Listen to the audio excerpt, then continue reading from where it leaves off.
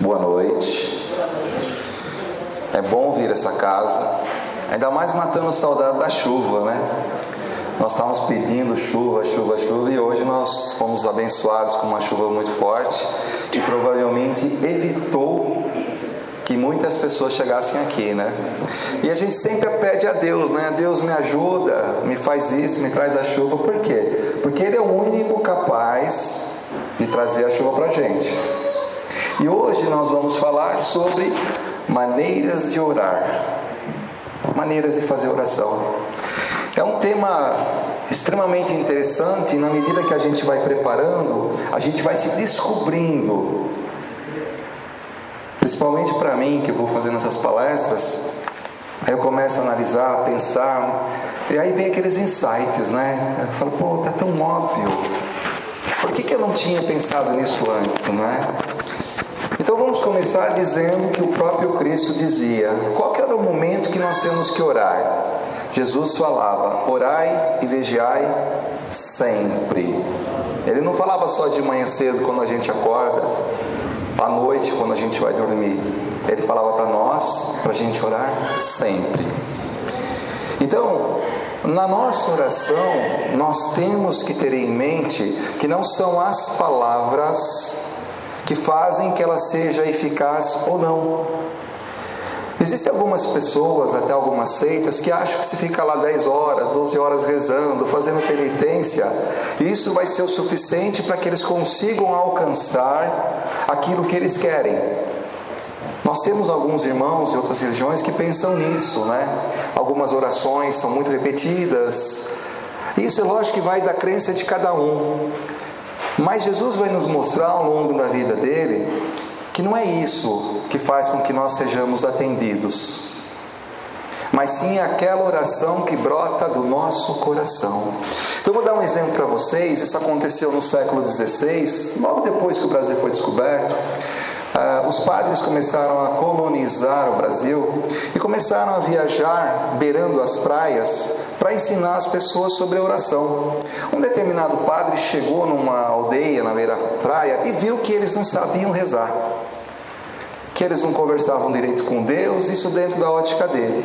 E passou lá uns 3, 4 dias, e durante esses 3, 4 dias ensinou eles a rezar o Pai Nosso, a Ave Maria, e ele foi embora. E ele foi seguindo o caminho dele, que era para o norte. Passados uns 2, 3 meses, ele voltou. Ao aproximar-se daquela aldeia, ele percebeu que os índios que moravam lá começaram a correr para conversar com ele. E ele estava dentro do barco, chegando ainda, e os índios começaram a correr dentro da água, caminhando sobre as águas. Aí eles gritavam para o padre, padre, padre, que bom que o senhor veio. Nós esquecemos como devemos orar. Aí o padre começou a pensar, né? Pô, eles esqueceram da oração, mas eles têm Deus dentro do coração. Eles estão em sintonia com Deus.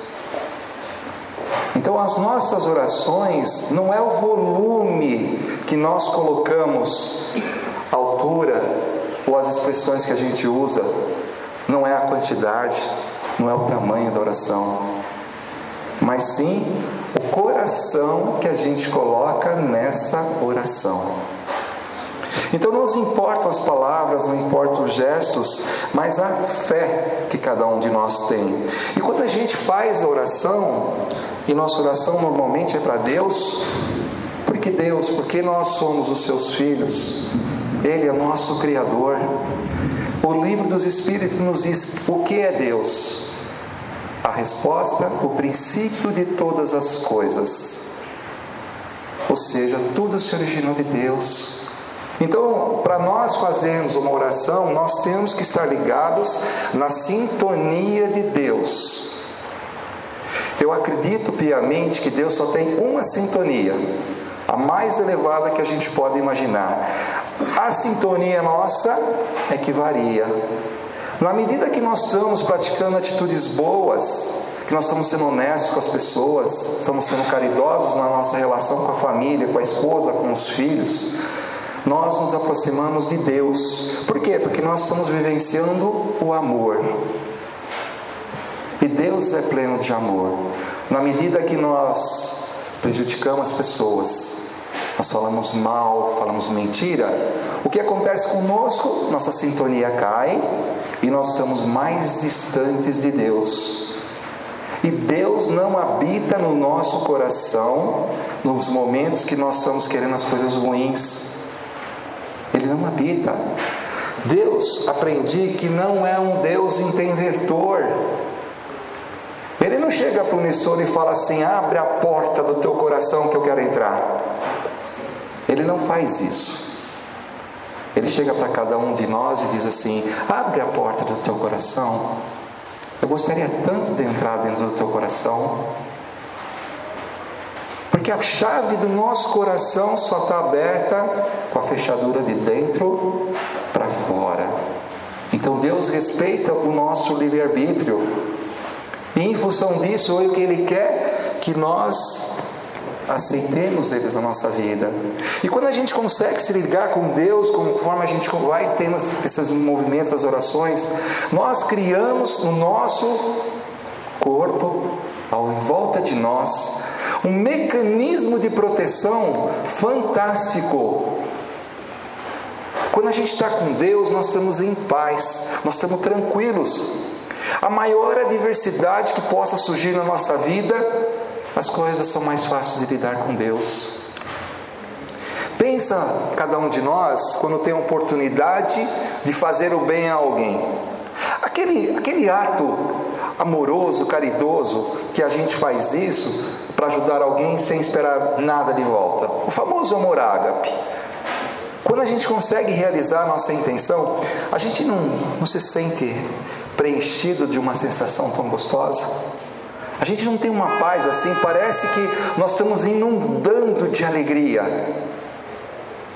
Nós estamos satisfeitos, plenos, tranquilos. O que é isso? Exercer o amor de Deus, estar em sintonia com Deus. Nós, nas nossas limitações, não temos a mínima ideia da grandeza de Deus. Nós não temos. E nem da sua obra.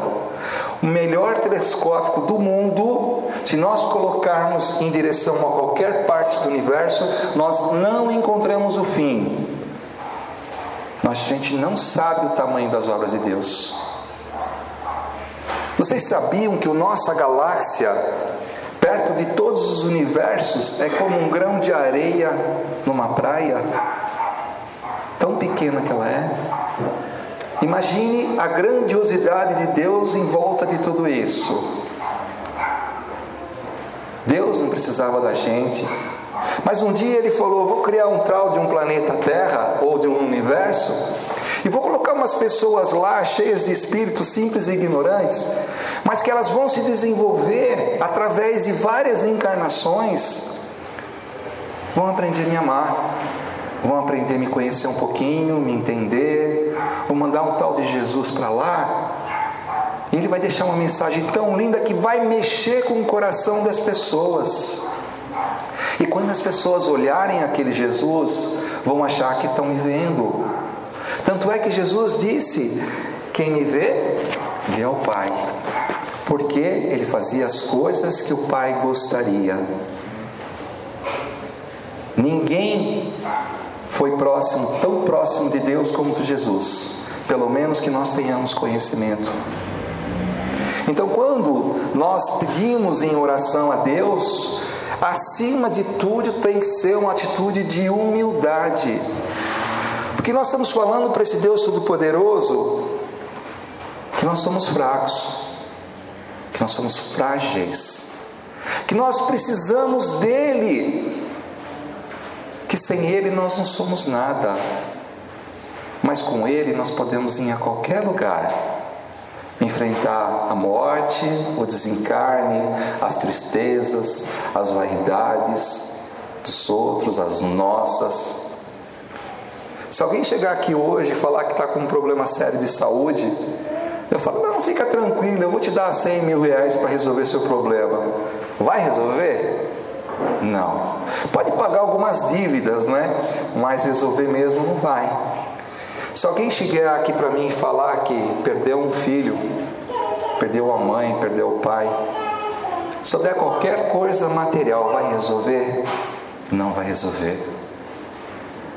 Para uma saudade, eu consigo resolver com alguma coisa material? De jeito nenhum. Mas se eu me colocar em oração com essa pessoa, colocar-se na mão de Deus e dizer: meu Senhor, eu não sei porque isso aconteceu, eu não sei porque eu estou passando por isso, mas eu confio na sua direção, eu confio que você está no leme do nosso barco, porque ao contrário do que muitos de nós pensam, Deus jamais perdeu a direção dos nossos planetas. Tudo o que acontece na nossa vida, tudo, Ele está por trás. Ah, mas aconteceu coisas ruins, então Deus está por trás dessas coisas ruins? Aí eu pergunto para vocês, o que é coisa ruim? Passar por uma dificuldade, passar por um problema, passar por um motivo de doença? Se nós vivemos num mundo de provas e expiações, que nós temos que passar por algumas coisas, e para quê? Para evoluirmos, para nós aprendermos. Então, para mim, um dos maiores fundamentos da oração é a atitude de resignação. O que é resignação? É acreditar que Deus está no poder, que Deus sabe o que está acontecendo na nossa vida, e que nós, nas nossas limitações, na nossa pequenez espiritual, não temos a mínima condição de chegar para Deus e questioná-lo. Nós temos que pedir a Deus sabedoria. Sabedoria, meu Deus, para entender o que me acontece. O que adianta se ter fortunas, se ter saúde, se não se tem sabedoria? Não se aproveita, se perde. Mais que o dinheiro, porque muita gente ora falando assim: vou pedir a Deus para ganhar na loteria, porque na loteria eu vou ficar bem. Conheço um cidadão que dividiu a Mega Sena da virada no Nordeste, a vida dele virou um inferno. Depois de alguns meses ele falava que ele era feliz e não sabia, que o dinheiro não traz felicidade. Ele teve que abandonar a família, largar todo mundo que próximo deles, porque ele nunca viu tanto parente e amigo na vida dele depois que ele ganhou. Então, quando a gente pede as coisas a Deus, a gente tem que estar preparado para a resposta de Deus, porque nem sempre as respostas de Deus são aquilo que a gente quer ouvir, e às vezes Deus fala pelo silêncio, que como a gente ainda não tem sabedoria, a gente pede qualquer coisa que aparentemente é boa para nós, e às vezes isso não acontece, e aí a gente cai num grande erro: questionar esse mestre divino, esse Deus Todo-Poderoso. Nós, na nossa pequenez, na nossa insignificância, temos a coragem de questionar a Deus muitas vezes, como se Ele não soubesse o que fazer, como se Ele não tivesse no comando. Mas Ele está no comando. Está no comando de todas as coisas, em todos os momentos, em todos os sentidos da nossa vida, Deus se faz presente. Então Ele pede de nós que nós oremos com humildade. Ele sabe tudo o que nós precisamos antes da gente abrir a boca. Deus já sabe, mas Ele quer que a gente pede, porque quando eu passo a pedir, eu estou exercendo a humildade. Eu estou dizendo isso para Deus: me ajuda. O que eu faço? Eu estou me sentindo fraco. Aí eu me lembro de Paulo. Paulo dizia assim: quando eu sou fraco, aí que eu me torno forte, porque a presença de Deus está na minha vida. Então, quando nós somos humildes, nós somos sinceros nas nossas orações, nós abrimos o nosso coração a Deus e permitimos que Ele entre, e não só Ele entrar, mas que Ele tome conta da nossa vida, que Ele continue guiando o nosso barco. Porque problemas, dificuldades, quem não tem? Alguém aqui pode levantar a mão e dizer que não tem nenhuma preocupação? Algum problema, alguma dificuldade? Acho que não, né? Todos nós temos problemas e temos dificuldades. E isso, por incrível que possa parecer, é bom. É bom para a nossa evolução. E tudo que acontece na nossa vida, nós temos que ter isso em mente. Nós somos merecedores. Não existe vítima, não existe injustiça. O grande problema nosso é que quando a gente pede as coisas a Deus, a gente está olhando só o momento presente. Nós estamos olhando só aquela situação de hoje. Mas Deus não, Ele analisa tudo. Todas as nossas encarnações, todas as nossas reencarnações. E aí a gente, através dos olhos de Deus, se pudéssemos olhar através dos olhos de Deus, nós entenderíamos por que está acontecendo isso com a gente hoje. Por que aquela pessoa me faz sofrer? Por que eu não sou correspondido no meu carinho, na minha atenção?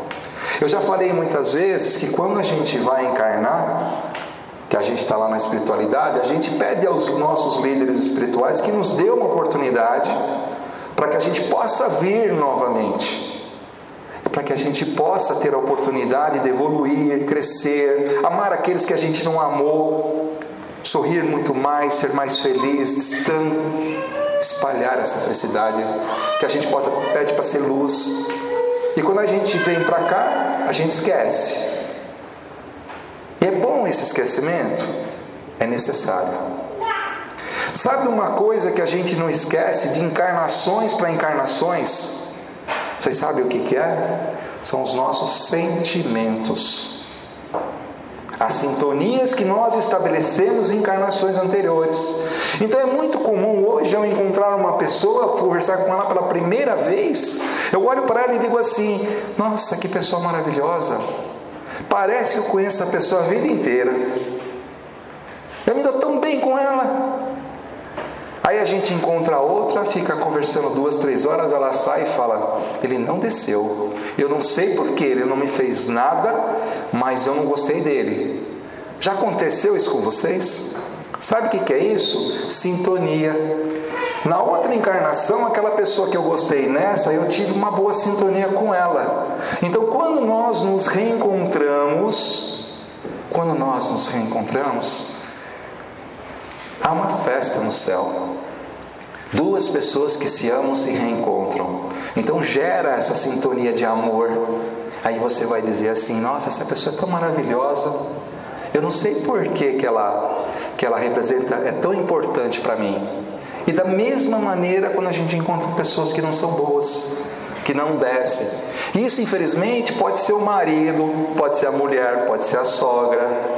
Né? Um amigo meu falava que toda sogra veio da outra encarnação com coisa ruim. Eu falei: mas e nós? Será que nós não fomos sogra dos outros também? Porque eu sou hoje, nessa encarnação, um espírito masculino. Se é que o espírito pode ter saber se é masculino ou feminino. Pode ser que na próxima eu venha de outra forma, mas o meu espírito é o mesmo. Então a gente às vezes pede muito em oração para Deus, sem entender todo o nosso passado. E aí quando Ele diz não, a gente se revolta contra Ele. Mas Ele está fazendo aquilo que é melhor para nós, por mais difícil que possa entender isso. Por isso que a resignação é fundamental na nossa vida de cristão, na nossa vida de temente a Deus.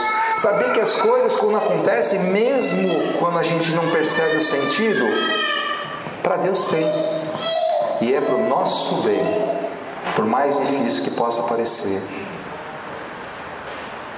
Isso é um exercício diário.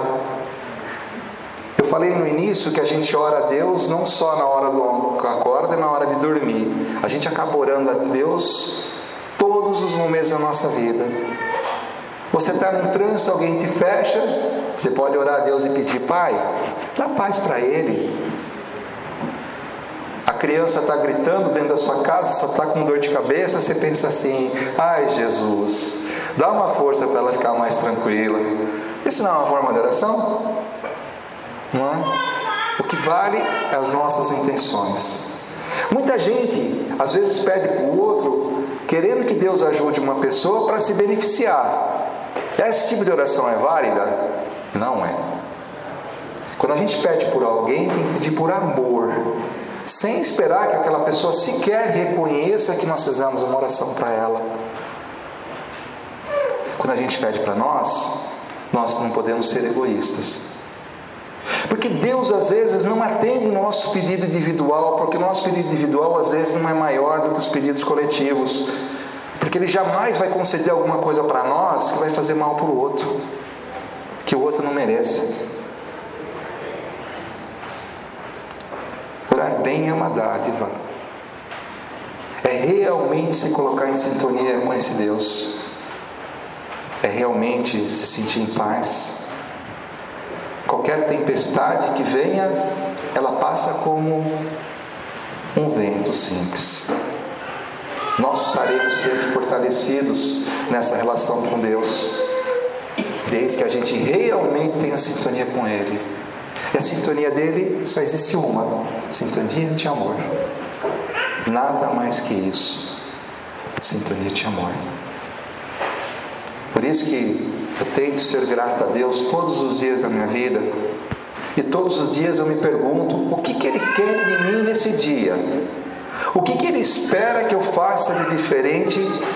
Como eu posso ser luz para o próximo? Como eu posso amá-lo? Aí Ele vai me responder: você vai poder me amar se você se amar primeiro. Porque depois que você se amar primeiro, de uma maneira não egoísta, você vai conseguir amar o próximo. E a hora que você amar o próximo, você me ama. Porque eu também estou no próximo, ele também é meu filho. E eu vou me alegrar com as atitudes boas em relação ao seu irmão. Eu vou ficar feliz com isso. Como eu fico feliz quando alguém faz bem para você. Porque eu sou seu pai. E todos estão indistintamente cheios do meu amor.